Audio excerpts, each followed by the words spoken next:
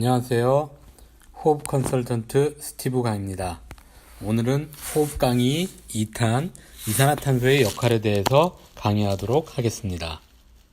이산화탄소는 절대 쓸모없는 가스가 아닙니다. 우리가 호흡을 할 때 공기 속에 산소가 신체에 공급되면 반대로 세포에서 이산화탄소가 나오죠. 그래서 이산화탄소를 하나의 부산물로 여겨 대부분의 사람들은 이산화탄소가 아무런 역할을 하지 않는다고 생각합니다. 그러나 이산화탄소는 단순히 세포에서 나오는 쓸데없는 가스가 아니라 호흡에서 가장 중요한 역할을 하고 있습니다. 우리는 이걸 배워야 합니다. 대기 중에서 이산화탄소의 농도는 매우 낮습니다. 물론 우리가 요새 이산화탄소가 많아서 온실가스 효과를 얘기를 하고 있지만 실제로 우리가 호흡하는 데 있어서 이산화탄소는 그렇게 많지 않습니다. 올바른 호흡을 하기 위해서는 허파나 세포 등의 이상적인 이산화탄소의 양을 유지하고 있어야 하는데 우리는 그 이산화탄소에 대해서 정확하게 알고 있어야 합니다. 그럼 이산화탄소의 그 중요한 역할들이 어떤 게 있는지 한번 알아봅시다. 신체에서 이산화탄소의 중요한 역할은 다음과 같이 요약될 수 있습니다. 첫 번째로 세포에서 사용되는 혈액 속에서 산소를 내리게 하는 역할을 합니다. 두 번째로 기도와 혈관이 벽에 있는 평활근을 확장시킵니다. 세 번째로 혈액 pH의 조절을 하는 역할을 합니다.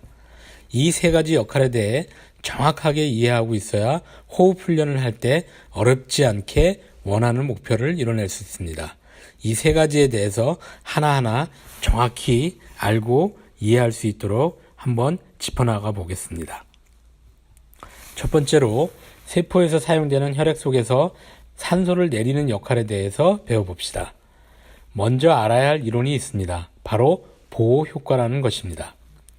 혈액 속에 있는 단백질인 헤모글로빈은 허파로 들어온 산소를 세포로 전달하는 역할을 합니다.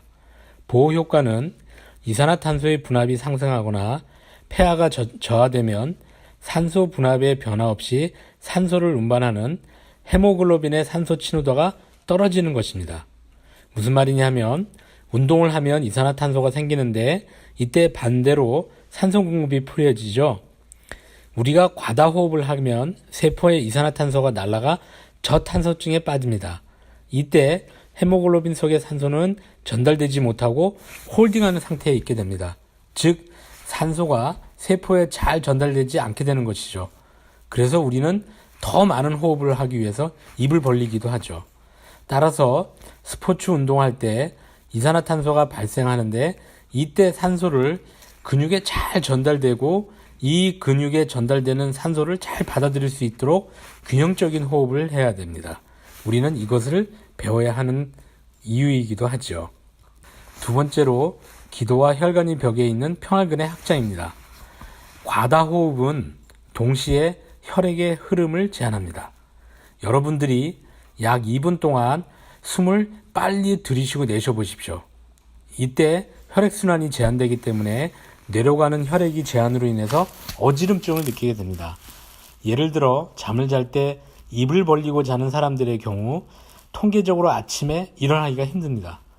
금방 일어나지를 못합니다.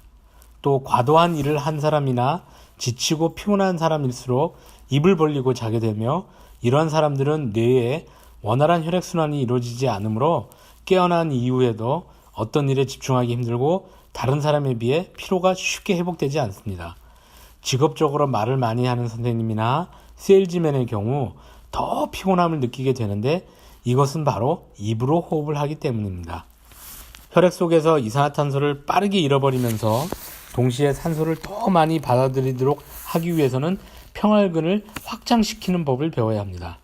평활근이 축소되면 호흡이 어려워져서 혈액순환도 잘 안되고 그렇게 되므로 여러분들 쌕쌕거리거나 무호흡증에 빠지게 되는 것입니다. 다음 마지막으로 혈액 pH의 조절입니다. 일반적으로 정상적인 폐하는 7.365 정도 됩니다. 폐하가 알칼리가 되면 폐하 레벨을 복원하기 위해 호흡을 제한합니다. 반대로 폐하가 산성화되면 이산화탄소를 버리기 위해 호흡이 빨라지거나 늘어납니다. 즉 정상적인 pH를 유지하는 것이 매우 중요합니다. 이 혈액 속의 폐화 농도를 정상으로 유지하는 데 있어 가장 중요한 역할을 하는 것이 이산화탄소입니다. 마라톤이나 사이클링 같은 운동을 할 때 오랜 시간 하다 보니 구토를 하는 분들을 보게 되는데 원인은 바로 과다호흡입니다. 즉 운동을 할 때 과다호흡을 하지 않고 입으로 호흡을 하지 않고 가슴에서 호흡이 머물지 않도록 폐하의 정상화를 하는 호흡을 해야 됩니다. 그래야만 호흡 시스템이 정상으로 유지되어 구토가 발생하지 않습니다. 자, 이제 호흡의 기초 이론을 배우셨으니 다음 강의부터는 실전 단계를 하나하나 배워가도록 하겠습니다.